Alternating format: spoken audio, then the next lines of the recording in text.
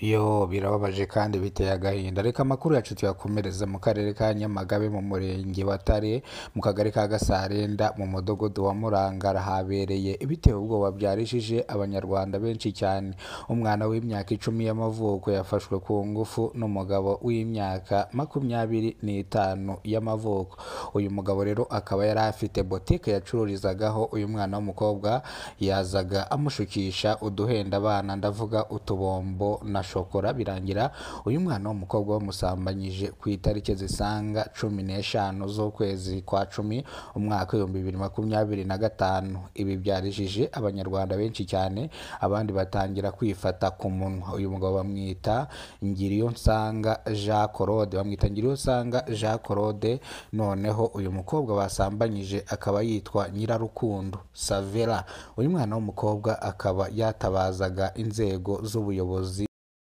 Ni incamake y'amakuru. Nimba ari bwo bwa mbere ugeze ku no muyoboro wa Kidasamura TV Rwanda, kora subscribe, ufungura inzogera kugira ngo uzajye ubasha kubona amakuru mu gihugu cy'u Rwanda kandi yizewe.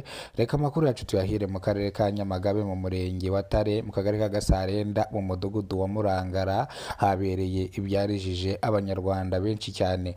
Umwana w'imyaka 10 y'amavuko yafashwe ku ngufu n'umugabo w'imyaka 25 y'amavuko. Uyu mugabo yari afite supermarket acuruzamo, yashukishaga uno mwana uduhenda abana, akamuhereza utubombo n'udushokora, ndetse agakunda kumufotorera muri supermarket yiwe arimo amubwira yuko azayimuha. Birangira rero uyu mwana bamufashe ku ngufu ku itariki zisanga 15 z'ukwezi kwa 10 umwaka 2025.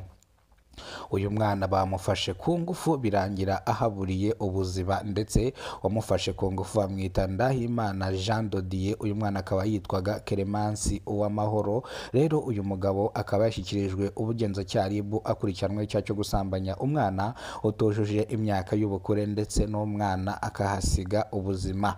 Ndetse murabizi ko umuvugizi wa RIB mu gihugu cy'u Rwanda Murangiretse yavuze ko uzakora cyane igisa nacyo, ariyo mpamvu ishami ry'ubugenzacyaha RIB ryashyizweho kugira ngo rijye rihana abagabo nk'aba ngaba bakunze gusambanya abana bakiri batoya. Uyu mugabo rero yabaye akatiwe igifungo cy'imyaka 30 gisubitse, ariko gishobora kwiyongera kikagera ku gifungo cya burundu.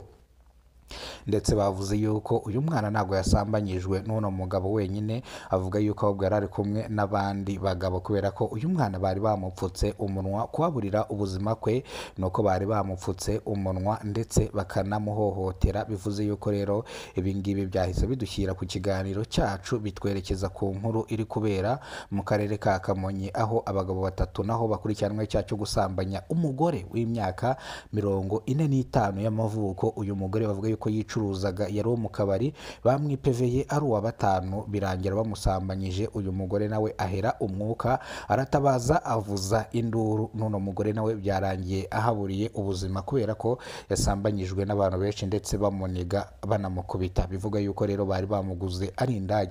Kugira saize ngizi aba bagabo baracyashakishwa, ntago barafatwa, ariko ubugenzacyaha RIB hamwe na polisi bwatangiye iperereza kugira ngo aba bagabo bafatwe bashyirwe muri gereza bakurikiranweho ibyaha bari gushinzwe. Bivuze ko rero abaturage basabiye ibihano abantu nk'aba ngaba bakunze gusambanya abana bakiri batonya no gusambanya abagore ku gahato. Bavuze ko bajya babafata bakabakatira igifungo cya burundu, kubera ko niyo babafunze bakabafungura ubusanga bakaza bigamba ibigwi bakoze. Gusa abaturage basabiye uyu mugabo wasambanyije umwana w'imyaka 10 bamusabiye igifungo cya burundu, ndetse akazahama muri gereza kubera ko urwishigishiye ararusoma. Kandi bavuga yuko uyu mugabo yari amaze ibyumweru 2 ashatse umugore. Barasezeranye, ubwo basezeranye ku itariki zisanga 30 z'ukwezi kwa 6. Bavuga yuko rero bari bamaranye igihe gitonya cyane, asize uyu mugore wiwe atwite. Bivuze ko rero uyu mwana yasambanyije kumbe afitanye isano n'umugore wiwe. Uyu mwana kumbe yabaga mu rugo rw'uno mugabo. Ibi ngibi byahise bituma umugore wiwe ajya muri koma ndetse anatwite. Ubungu bakaba bahise bamujyana mu bitaro. Bivuze ko rero ibi ngibi byarijije abanyarwanda benshi cyane, abandi bifata ku munwa, abandi batangira kurira barihanagura. Rero reka amakuru yacu tuyasubikiye ahangaha. Ikiganiro nakagaruka kuri Kidasamura TV Rwanda.